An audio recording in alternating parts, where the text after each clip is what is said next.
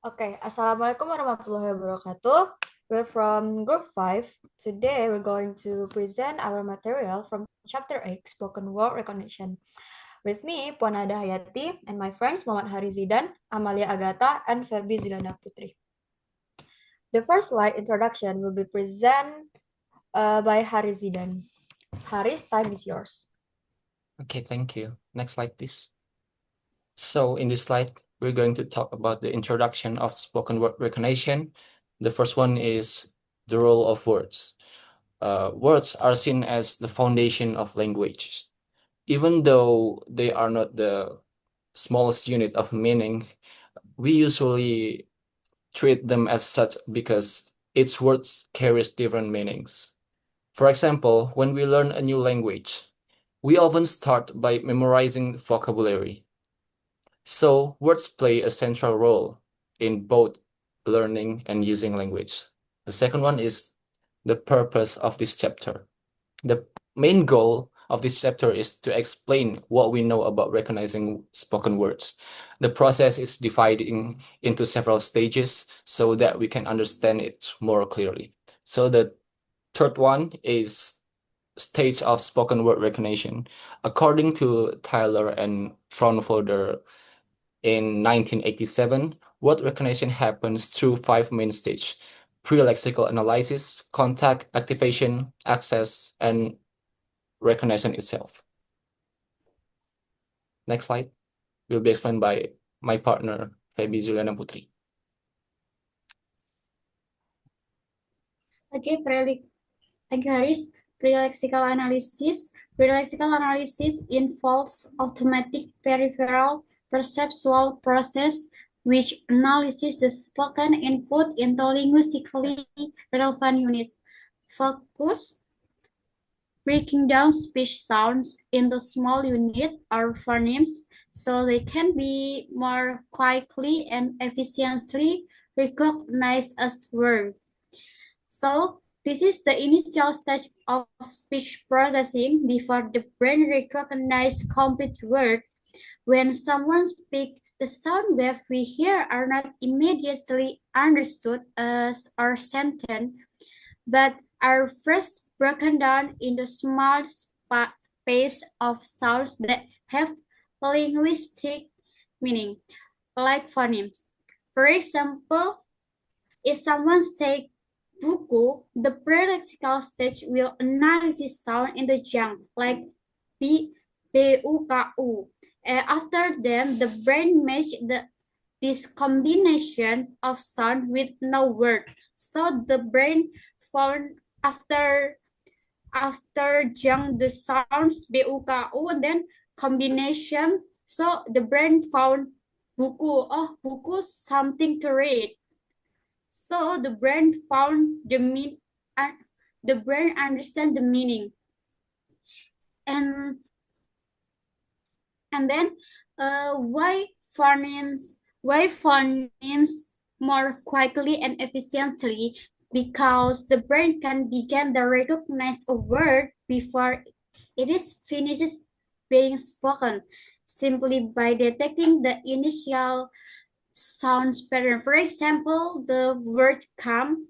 Our brain are already guessed the word that might appear company, community, computer are common. And then narrow down the choice as the next sound appears small unit. Next slide, please. And in pre-lexical analysis, there is two processes. The first is small units of pre-lexical analysis, and the second is a large unit of pre-lexical analysis. The smallest unit of pre-lexical analysis is alternatives to the phonemes, as a pre-lexical unit of analysis include both smaller or phonetic feature and large unit than the phonemes. This consists of voicing, nasal, and VOT. So phonetic features are small physical characteristics that distinguish one sound from another.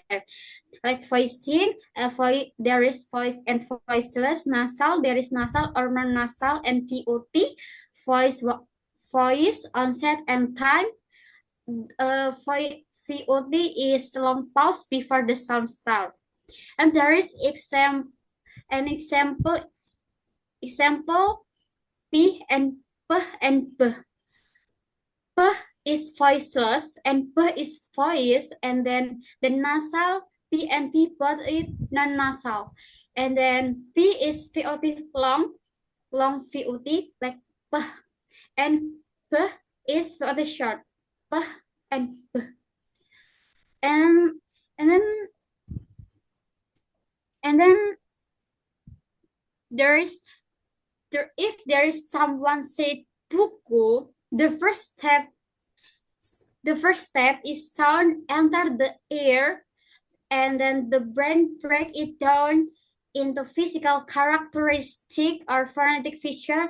Like in our brain there is BUKU, baby voice and nasal, U bivocal, B voices and non-nasal, U bivocal. And then the second step is the brain combines those features into phonemes, and the third step is the brain match the sequence of phonemes to a recognized word, buku, and then only then does the brain understand the meaning of the word. Like the brain can found and understand the meaning of the word. Like book is something to read. So phoneme as resep masakan, and fitur phonetic like condiment. So our brain know about fitur phonetic, and after that we know the phoneme, and the next is we know what will we say. Next, please.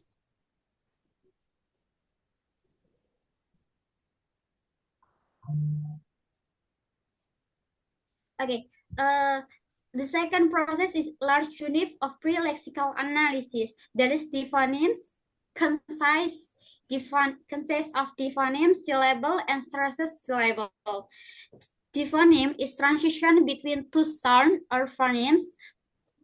So it's not just the sound itself, but the transition from one sound to the next.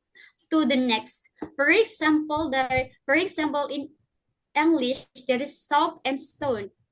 The first syllable of sound and soap is so, but the second syllable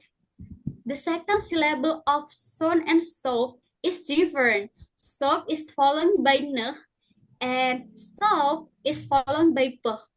Because this small change occur in the transition between sound, the phoneme consider a more realistic unit for analysis speech. And the second example from Indonesia, there is makan and mata. The word makan, the A before the K sounds slightly shorter than the A in the word mata. Like makan, karena K jadi A-nya lebih short, makan. Different with mata. So influence is very important. So the brain may not only recognize sound by sound, but also transition patterns between sounds. And the second is syllable. Syllable is a sound unit that has one vowel nucleus. In different countries, different rules about the syllable. So from English language can be very complex, can have speech consonant. For example, the word strength. This is one syllable and with 7 consonants. And then from Maori language, only one consonant and the beginning plus 1 vowel in the middle. For example, word is koro. And then from Indonesian language, vowel or consonant plus vowel. For example, the word is baca, makan, laku. There is 2 syllable. Next, please. Next, please. Okay. And then there is stressed syllable. The sound is similar. The stress position changes the meaning. For example, there is a word but different meaning because the stress. For example, contract. This is noun because stress on the first syllable, and contract. It is verb because stress on the second syllable. And for other example, the sentence is, I saw the contract and I will contract him.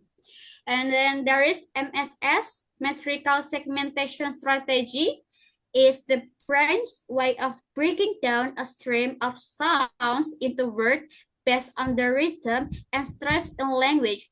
For example, there is someone said, turn on the light. When spoken quietly, it sounds like one long string of sounds. When spoken quietly, it sounds like one long string of sounds. But the brain of native speaker can spread them. So turn off the light. How can? Because the brain relies on the stress patterns unique to the language.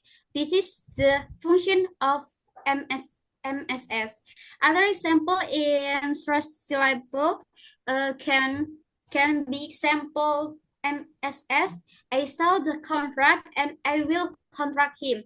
This is if not native speaker or not influenced in English may be confused because there is same word and different meaning. So the brain, if native speaker listen this sentence, he or she the brain use the stress as a clue the word boundaries and meaning. So this sentence, the brain use the stress as a clue to word boundaries and meaning. Next will be question by my friend. Lily. Okay, thank you so much, Rebi. So, guys, we will next about the next material. It's about contact and activation. So, for the definition, we have 3 main points here. So, the first one is this initial stage when we begin hearing a word. So, in here, it means the contact is the initial stage. So, imagine the moment you first hear the first sound of the word, for example, ke sound. So, it will be contact in the word captain. So at the moment, the word recognition process begin. So the second one is your brain automatically activates all words in our mental dictionary. Let's start with the same phonemes that we know phonemes is the smallest unit of sound. So here as initial sounds enters, our brain automatically triggers the activation stage. This process occurs in our mental lexicon or mental dictionary. So our brain immediately activates a word that begin with the same sound. So it's like when we hear the sounds like captain, capital, capsule, or maybe the other words that you know begin with k will be activated simultaneously in our brain. So these activated words are called the word initial cohort. So it's like in the third main points, the cohort models help us understand how our brains efficiently narrow down a huge number of possibilities to find the right word. So in here, to understand how our brains can move so quickly from thousands of possible words to one correct word, we use the theoretical framework of the cohort model. So this model is key to a parallel bottom-up approach to spoken word recognition. So we will talk deeply about the cohort model. So here we have the cohort model developed by Marsan Wilson. So the word initial cohort is a key feature of the parallel and primarily bottom-up approach to spoken word recognition known as the cohort model. So in here we have bottom-up and parallel. So this model operates bottom-up. Bottom-up meaning the process is driven entirely by sensory data, the sounds we hear, rather than our expectation or top-down. So for the second is parallel, meaning multiple words are activated simultaneously. So in here we have bottom-up and top-down, but we will talk deeply in the next section. It will be presented by Puan. So in here, the most important part of words is beginning. The beginning sounds of words to carry primary responsibility for making contact with words in the mental lexicon. Since we hear this part of the word first, the initial sounds trigger the activation of the word initial cohort. So because we hear this part first, these initial sounds are primarily responsible for connecting us to words in our mental lexicon.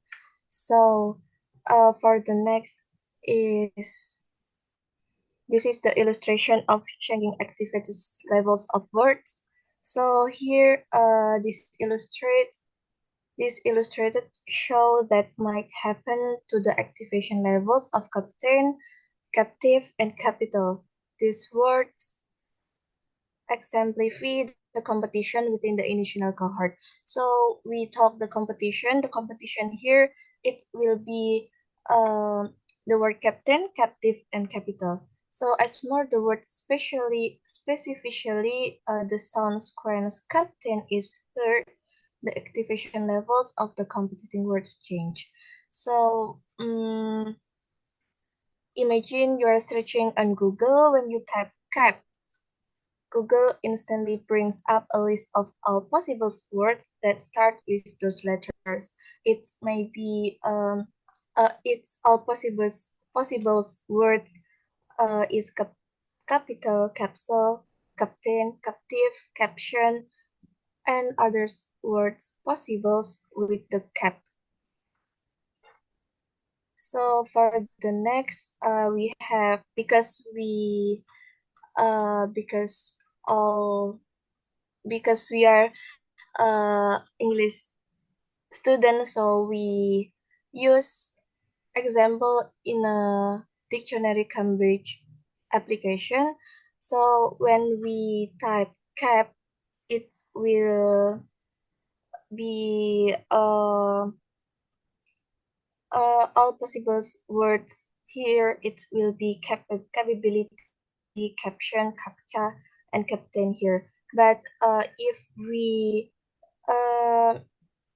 write all the words captain, the captain, it will be the first stage here.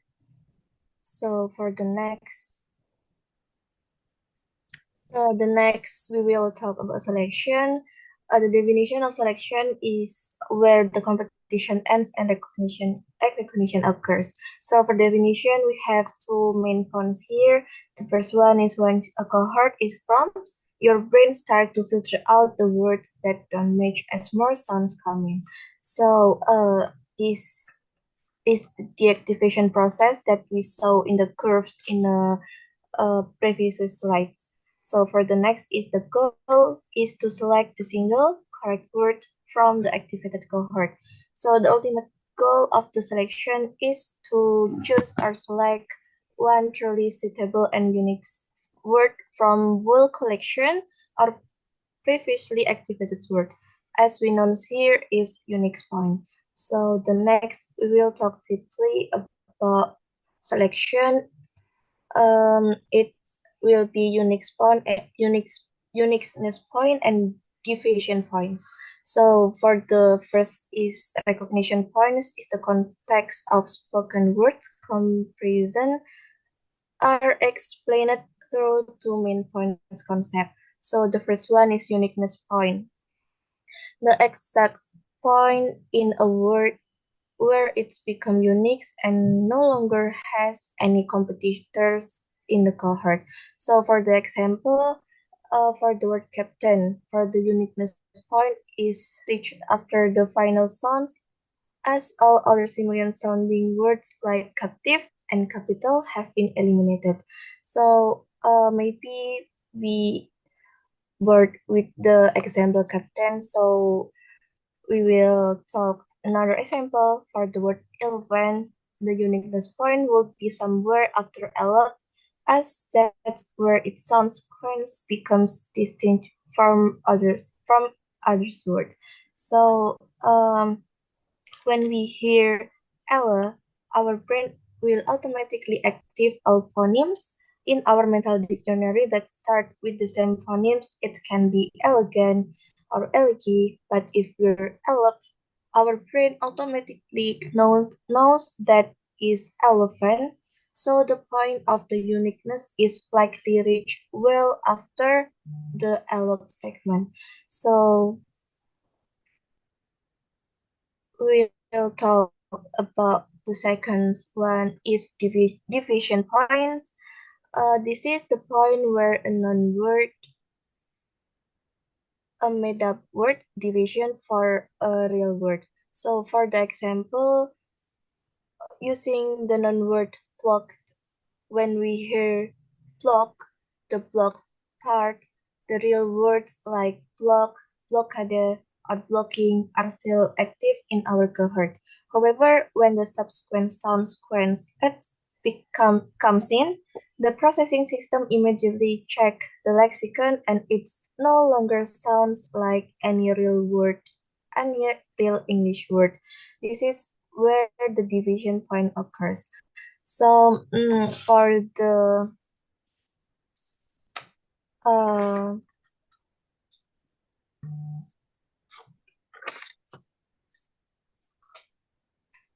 we use example in a bahasa using the non-word maku. When we hear ma, real words like maka, maksud, mati, makan, or maybe all possible word that the first sound ma. However, when the subsequent sound sequence ku come in, the processing system immediately check the lexicon and it no longer sounds like any real Indonesian word. So maku it is there is no in KBBI, so maku it's no a real Indonesian word because this is the definition from division point, it is a non-word. So the next, we will talk about lexical access. The definition is, this is the final stage. Once your brain has successful selected a unique word, after the uniqueness point, it accesses all the information associated with that word from your mental lexicon.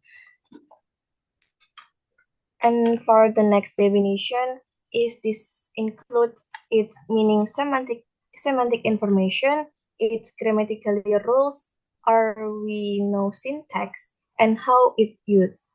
This process is equally important for both language comparison, listening, and production for speaking.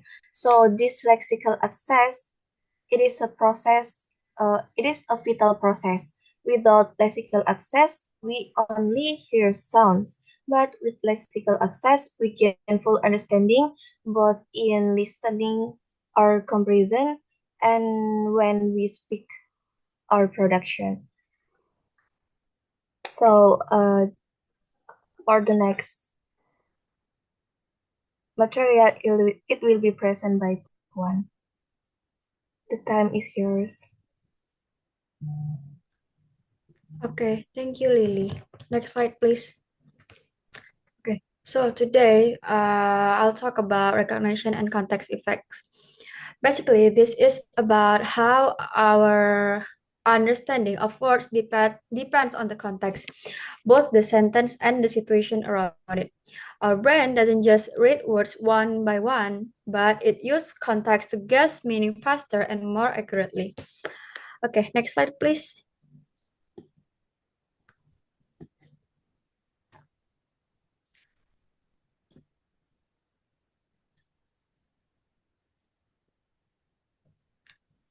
Okay, let's start with bottom-up and top-down processing. Bottom-up processing happens when we start from the smallest unit, like sounds or letters, and build up to recognize a whole word. For example, when we hear the word computer, our brain processes each sound, com, pu, and ter, and then combines them to understand it as computer. So this type of processing goes from simple to complex. So this type of processing goes from simple to complex, from sound to meaning. And then the top-down processing works in the opposite direction. In here, our brain uses prior knowledge, sentence context, and expectation to predict what a word might be even before hearing the full word. For example, if I say, I'm going to drink a cup of blah blah blah, your brain already expect the next word to be coffee or tea.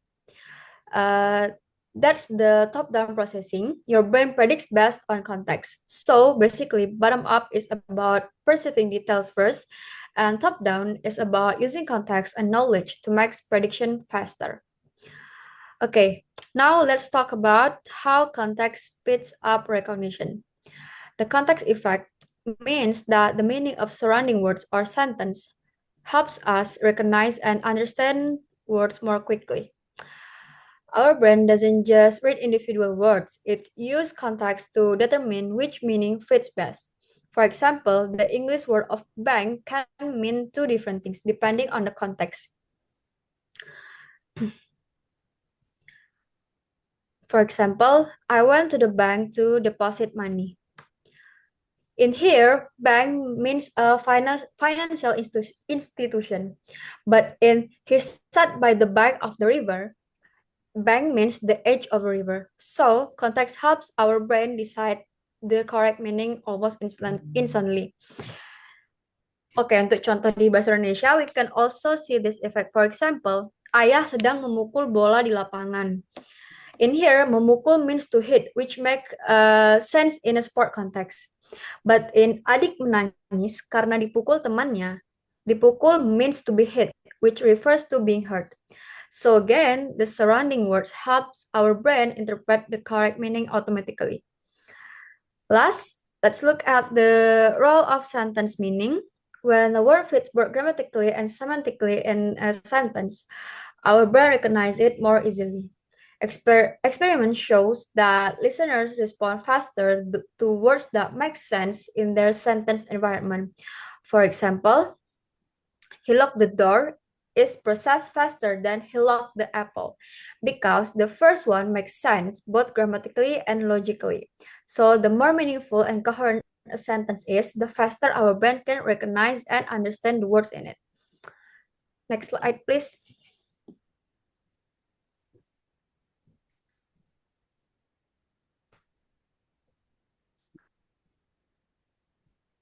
Hello, next slide, please. Okay. Now let's move on to frequency, competition, and neighborhoods. These three concepts explain how often we hear or use certain words and how many similar sounding words exist in our memory. Next slide, please.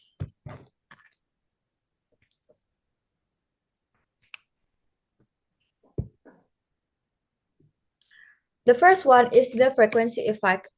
This means that the word we see or hear often are recognized faster than the rare words. because our brain is more familiar with them and they already have a strong connection in memory. For example, in bahasa, the word air will be recognized faster than penguapan because we use air more in daily life. Or in English, table is recognized faster than temperature. So, frequency helps our brain process common words more efficiently.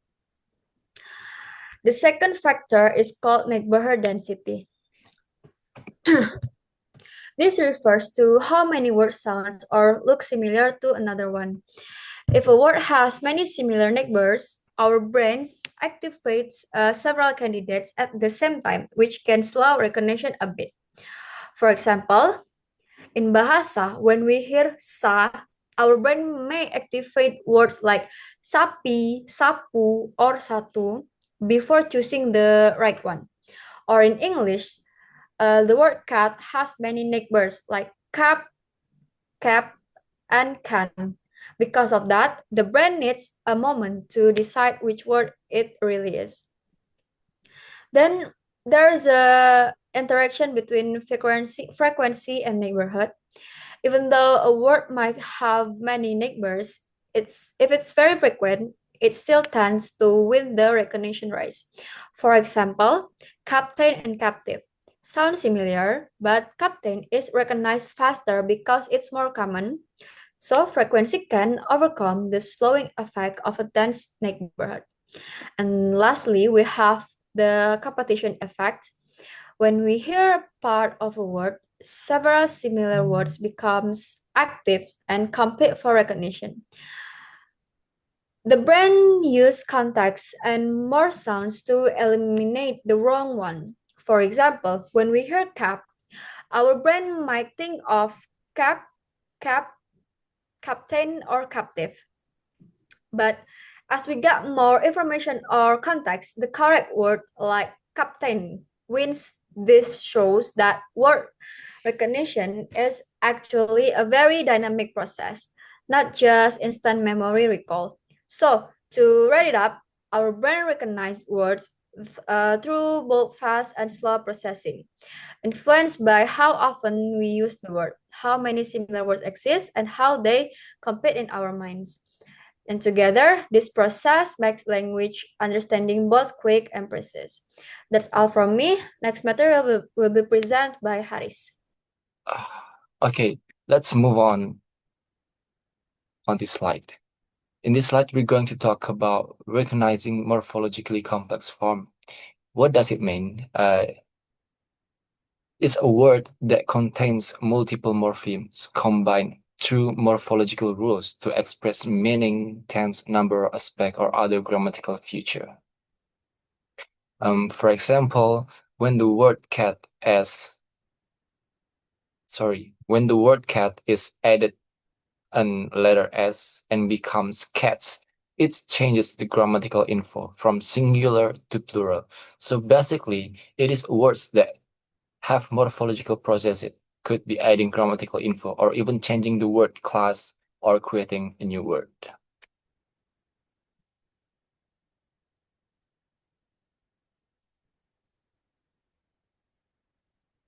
Okay, in this slide, we're going to talk about morphologically process. There are two morphological processes, inflectional and derivational. Inflectional adds grammatical info, and there's also productivity. Regular patterns are more predictive. So productivity refers to how easily new forms can be made and recognized. For example, the word cat that adding with a letter S that I was talked before. In the process of making plural words, the word cat is easier to recognize than children because cat simply add a letter S while children adds ran. So the word recognized system would disassemble the word through morphological decomposition.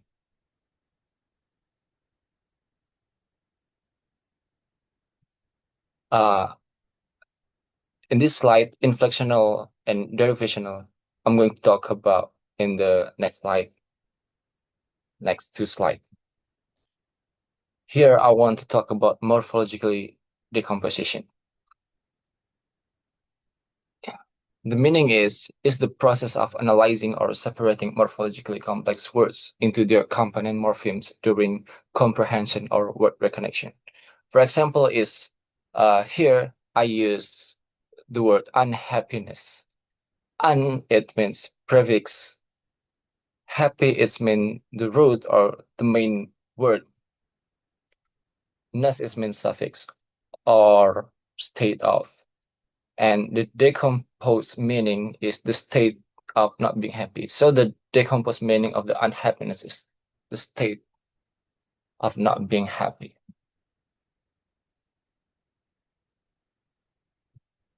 So in the process of inflection, there is the term, the first one is a frequency effect. How often we encounter a word affects how quickly we recognize. This refers to how recognized speed improves with a frequent encounter.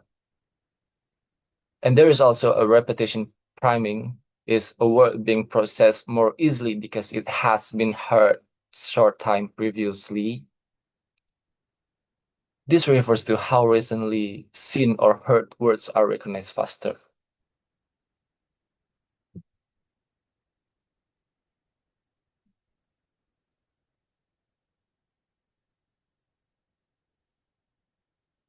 Here, in this slide, I want to talk about the difference of regular and irregular forms.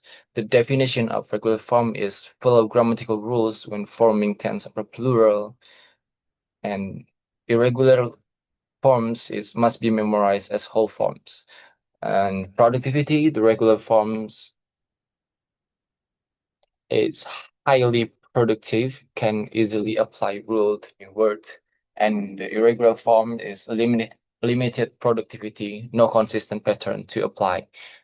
Brain activation, the regular form activates areas related to application and grammar. Irregular forms activates area related to memory. In processing derivation, it involves transparent derivation and opaque derivation. Transparent derivation has a clear and predictable link between form and meaning. An example of this is teach becomes a teacher or happy becomes unhappy. We can easily understand that teacher means someone who teaches and unhappy means someone not being happy. While the opposite, opaque derivation, have a less obvious relationship. For example, depart becomes department, doesn't directly reflect the meaning of depart. The connection between base and derived forms is more abstract. So in here, we're going to talk about the conclusion of this topic. Words are one of the most important parts of language for us to understand what someone says. Our brain must recognize words quickly and accurately. When we recognize a word, we can understand its meaning and how it functions grammatical in a sentence.